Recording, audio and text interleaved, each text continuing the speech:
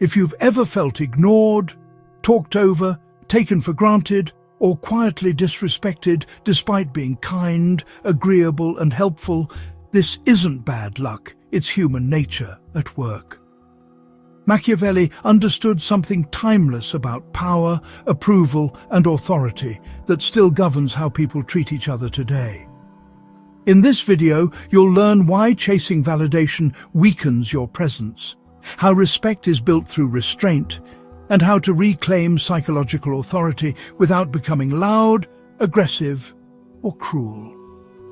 Stay until the end, because the final insight may completely change how people respond to you. Now, let us turn our attention to the other path. This is the path of respect. Unlike the well-lit, inviting road of being liked, this one is often shrouded in shadow. It is quieter, more solitary, and demands a different kind of strength. It is not about winning smiles or collecting accolades. It is about building an unshakable foundation of self-possession. Respect is not given freely. It is earned. It is commanded. It grows not from the warmth of constant agreement, but from the cold, hard ground of integrity, boundaries, and the quiet display of unwavering inner resolve. This path requires you to disappoint people. To be respected, you must first accept an uncomfortable truth. You will not always be liked. In fact, the moments that forge the deepest respect are often born from conflict, from disagreement, from holding a line that others wish for you to cross. It is in these moments of friction that your true character is revealed. Do you bend to the pressure of social expectation, or do you stand firm in your convictions? The person who seeks respect understands that their worth is not determined by external validation. It is an internal state, a self-contained fortress of discipline and control that others cannot breach with their opinions or emotional demands. This journey towards respect is fundamentally an internal one. It begins with mastering your own emotional landscape. Where the people-pleaser is transparent, wearing every feeling openly for the world to see, the respected individual cultivates a sense of detachment. They are not cold or unfeeling, but they are the masters of their own responses. They do not react impulsively to provocation. They observe, they listen, and they choose their actions with deliberate intent. This emotional restraint creates an aura of mystery and power. People do not know what you're thinking, and this uncertainty forces them to treat you with caution and ultimately with deference. Therefore, the choice before you is clear, though it is not easy. You can continue down the crowded, sunlit path of the people-pleaser, collecting fleeting moments of affection while your influence slowly withers away. Or you can choose the harder, more solitary road. A road that demands self-control, emotional discipline, and the courage to be disliked. This is the path revealed by thinkers like Machiavelli, who understood the brutal mechanics of human nature. He knew that while affection is fickle and unreliable, respect, even a respect tinged with a healthy dose of fear, is a far more stable foundation upon which to build true, lasting power. The desire for approval is ancient. Once, exile meant death. Today, it's a quiet anxiety, the fear of being disliked or excluded. People-pleasers seek harmony, but in trying to be liked by all, they lose respect and become invisible. The more they please, the less they're valued. That's the paradox. Agreeableness is often seen as a virtue, oil for the machinery of social interaction. But when yes becomes your default, it loses value, like currency printed in endless supply. True respect is earned by thoughtful agreement, not automatic compliance. The agreeable are left waiting outside, never truly invited to the table of power. In our culture, we're told emotional transparency is strength, but in the world of power, it's a vulnerability. Revealing your emotions gives others a map to your weaknesses. The powerful master what they project, using composure as a shield. True strength lies in self-control and emotional opacity. Authority is not a title, but a perception, fragile, built on consistency and conviction. Each small compromise, each softened stance to please, slowly erodes your power. The people-pleaser trades authority for popularity, only to find themselves powerless when it matters most. True authority is lost not in a moment, but through 1,000 small concessions. 5 centuries ago, Machiavelli asked, "Is it better to be loved or feared?" In The Prince, he argued that while both are ideal, they rarely coexist. Forced to choose, Machiavelli claimed it is safer to be feared. Not terror, but respect, clear boundaries, predictable consequences. Love is fickle, but respect endures. That is the Machiavellian foundation of power. If this is already making you rethink how people treat you, a quick like for the video helps more than you'd think. Affection is beautiful, but profoundly unreliable as a foundation for power. Machiavelli observed that love's bonds are easily broken when self-interest calls. Affection is fragile, shattered by a single unpopular decision. When the benefits end, so does the love. Respect, not affection, is the true bedrock of lasting leadership. Machiavelli saw fear as a powerful, stable motivator. Unlike affection, which is fleeting, fear is rooted in authority and consequence. It creates clear boundaries and predictable order. A leader respected and even feared builds a system that endures pressure, ensuring stability and lasting authority, even when goodwill fades. If you value calm, strategic thinking over surface-level advice, consider subscribing. The true power of leadership lies in respect, a balance between fear and love. Respect is earned through firm action, fairness, and unwavering principles. It's not about being liked, but about being trusted and followed. In the end, respect is the real currency of power. That's what defines a leader. Most people are ruled by their emotions, reacting instinctively to every slight or compliment. True power lies in breaking this cycle, becoming the unmoved mover, the calm center in a storm of reactivity. When you master your emotions, you gain control over yourself and by extension over others. Emotional restraint is not coldness, it's discipline. The space between stimulus and response is where your strength grows. Those who cannot be provoked cannot be manipulated.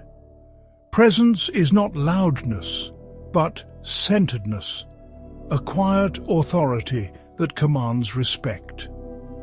By refusing to be moved by others' emotions, you become the gravitational center they cannot ignore. In a world of noise, silence is a weapon. Those who rush to fill every pause reveal too much and lose influence. Strategic silence unsettles others, prompting them to reveal more than they intend. When you finally speak, your words carry weight. Silence signals control, patience, and authority. Use it to unsettle, to gather information, and to show you are not easily swayed. The pause before your response is a display of power. Master the art of silence, and you control the conversation. Detachment is not apathy, it's freedom from emotional slavery. The sovereign mind observes, but is not ruled by, external chaos.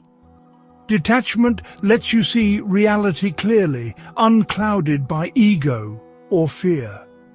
Those who depend on others' approval are easily manipulated. True power comes from acting on reason, not emotional impulse. Criticism and flattery reveal more about others than about you.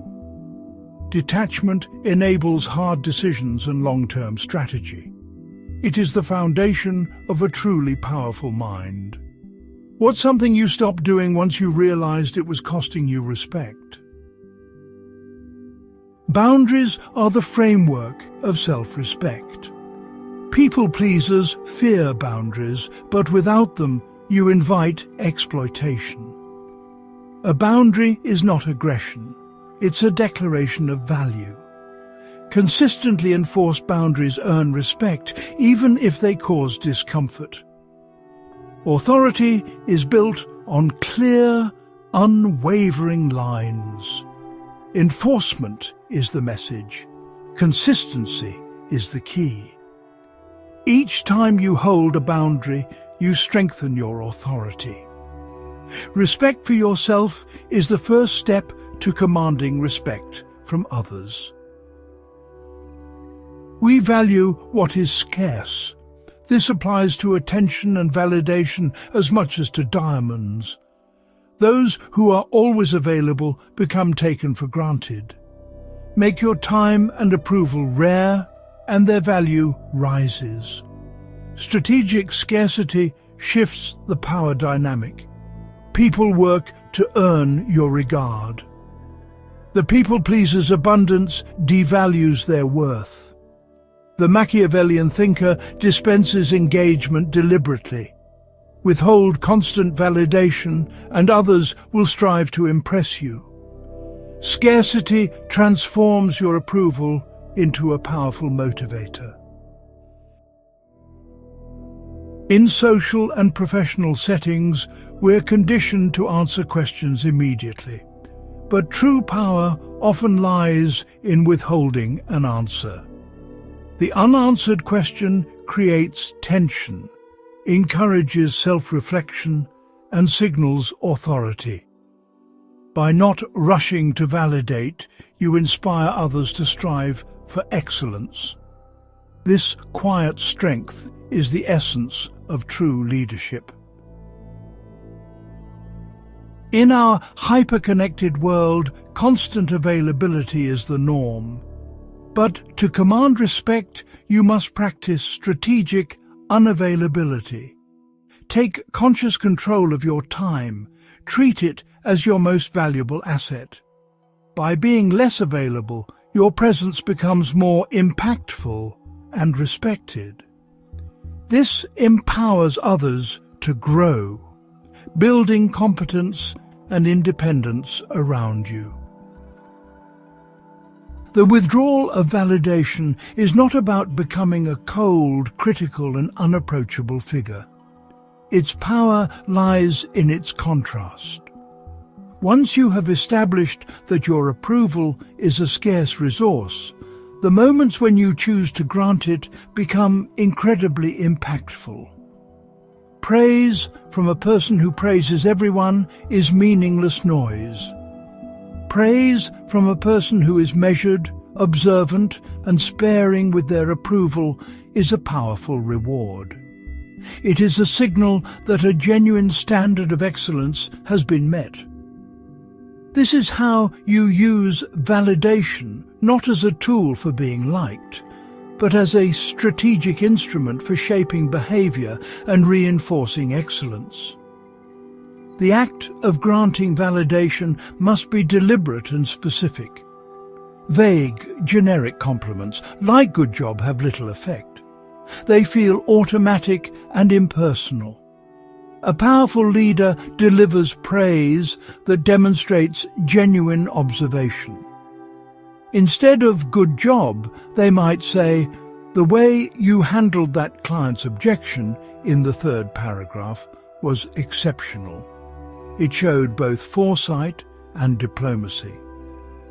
This level of specificity proves that you have paid close attention and that your approval is based on a careful assessment of merit. It validates the specific effort and skill of the individual, making the praise feel earned and deeply significant. It becomes a lesson, not just a compliment. Furthermore, the timing and context of your validation are critical. Public praise for a significant achievement can be a powerful motivator for an entire team, as it sets a clear example of the standard you reward. Conversely, a quiet word of encouragement given in private can build immense loyalty, showing that you notice and value an individual's contribution away from the public eye. The key is that each act of validation is a conscious choice, designed to have a specific effect. You are not reacting emotionally or giving praise out of habit. You are deploying it as a strategic tool to reinforce the culture and standards you wish to cultivate. Ultimately, this approach transforms you from a source of cheap comfort into an arbiter of excellence. People will no longer come to you for a hollow pat on the head. They will come to you with their best work, hoping it will be worthy of your considered approval. This dynamic builds a culture of high performance around you. Your team and colleagues will strive to meet your exacting standards because they crave the potent and meaningful validation that you, and only you, can provide. You have successfully weaponized approval, turning it from a tool of people-pleasing into a powerful engine for respect and achievement.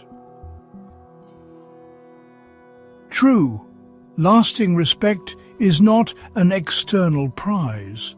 It is the outward reflection of an internal state, a fortress of discipline and self-control. Before you can command others, you must first command yourself. Each act of discipline fortifies your inner citadel. When you master yourself, respect follows, freely given, never demanded. Understanding power and respect starts with understanding yourself. If you're working through people-pleasing habits, emotional exhaustion, or the need for approval, professional guidance can help you rebuild confidence from the inside out. Online therapy makes it easier to explore these patterns privately and at your own pace. You'll find a link in the description, and you can use the code THERAPY20 for 20% off if you'd like to explore it further. True presence doesn't come from force or loudness. It's the quiet gravity of purpose, a confidence that commands a room without a word. People follow not out of fear, but drawn by your conviction and clarity. Define your purpose, let it guide you, and your presence will speak louder than any shout. Respect is fragile, built slowly, shattered quickly. True respect is earned through unwavering consistency. Be a predictable force. Your principles and standards must be constant, applied to others and yourself. This discipline forges trust, making you a rock in shifting sands. Trust, born from consistency, is the highest form of respect. The path to true power is not paved with approval, but with the courage to be disliked. To choose respect over affection is to bear the weight of the crown, standing firm, setting boundaries, and enduring discomfort. In time, this lonely road leads not to popularity, but to lasting respect. The quiet revolution of the self is not about dominating others, but mastering your own impulses and emotions. It begins with small internal choices, listening more, reacting less, and holding to your principles. True power is self-mastery, building an inner fortress unshaken by others' opinions. The choice is yours. Choose wisely. If this video gave you a new perspective, like the video, leave a comment and share it with someone who needs to hear it. Subscribe for more deep psychology and philosophy, and watch the next video to continue mastering power, restraint, and self-command.